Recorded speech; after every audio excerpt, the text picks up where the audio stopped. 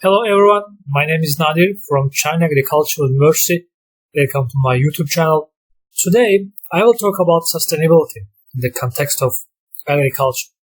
I will divide my whole speech into the 4 videos in order to broadly handle the issues regarding sustainability and hope that these videos will be informative for students, researchers, and other interested parties who are involved in this subject. In the first video, I will talk about the definition of sustainability and the concept of sustainable development. In the second video, the main talk will revolve around the role and importance of institutional innovations or new market structures in the sustainable agricultural development. In the third video, the frameworks and approach to assess or measure sustainability will be handled, and the specific focus will be given to the FAO/SAFA guidelines. In the fourth video, I will introduce a case study in China, and I will assess sustainability performance of the participatory guarantee systems as an example of institutional innovations based on the SAFA guidelines. Okay, let's start our first video. To sustain is literally to keep in existence, keep up, maintain, or prolong. And sustainability can therefore be defined as the ability of a system to continue into the future. When we talk about sustainability, or when we define sustainability, many questions will pop up. First, the system, here in our definition, addresses the question, what is to be sustained? Actually, system is a farm, agricultural entity, or company, and the concept of sustainability can be applied to any system that is dynamic, stochastic, and purposeful. The ability to continue does not apply to a static system. So, let me ask you a question. What's the difference between the dynamic system and the static system? In general, dynamic means energetic, capable of action, change, or forceful, whereas static means stationary or fixed. So, why the ability to continue does not apply to a static system? Do you have an idea about that? Because sustainability has no meaning unless some purpose or threshold condition exists, which distinguishes a system that is sustaining from the one that has failed. Second, the word continue implies the possibility that the system can fail, that some criteria are met. Failure occurs when a system can no longer fulfill its purpose. Failure also implies irreversibility. It means a degree of stress from which the system cannot readily recover.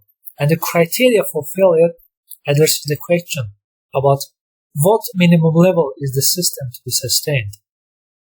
Third, the future. Future suggests a time frame from which extends from the present time to some future time. And the time period addresses the question, how long is the system to be sustained? And finally, the ability of system to continue in the future is the best expressed as the probability. Probability of the continuation also provides a measure of sustainability with a 0 to 1 range that addresses the question, with what degree of certainty will the system sustain? There are also many questions regarding the concept of sustainable development. First question is, how do we achieve sustainability? Are there any indicators? If yes, what are they and how useful they are? Actually, there is no consensus on how to measure sustainability or sustainable development, but in the literature there are some reasonable and meaningful measures, and we will talk about this in our third video. Second question is, how do we achieve sustainable development goals?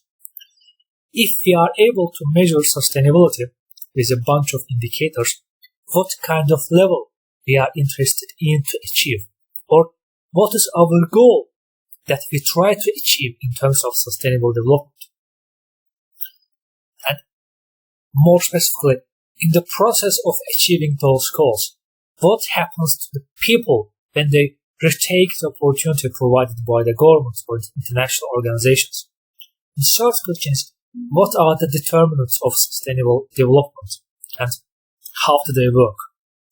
So in order to achieve sustainable development goals, we have to measure them. In order to measure them, we need indicators. But in order to increase the value of indicator in our country, what things are useful for me or for us to change? For example, education, infrastructure, social protection, social security, those kind of things. Maybe institutional development is needed. And more importantly, are there some determinants that are not easily changed by policy or by economic forces? And what is really keeping underdevelopment sticky in the sustainable development? As we can see, we are trying to sort of understand the process of sustainable agricultural development. Of course, we will learn the experience from successful countries, and we're going to apply those kind of lessons and recommend lessons from those countries to our country. But the problem here, determinants part, said that maybe some of the determinants are the country specific. It really depends on the context of the country, for example, the cultural differences. So in order to understand how these determinants worked in the past and will work in the future, we need to understand the mechanisms. We need to understand the channels which its determinants can be effective. And in the context of sustainable agricultural development, we are trying to see how farmers behave, how farmers make choices, and how farmers respond to the constraints.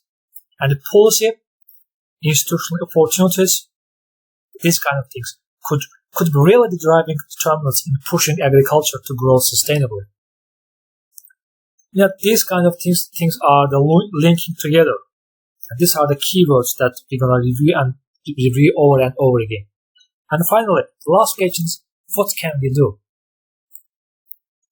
So if we understand the concept of sustainability, what can we do to recommend to our government, to our colleagues, to our people, right?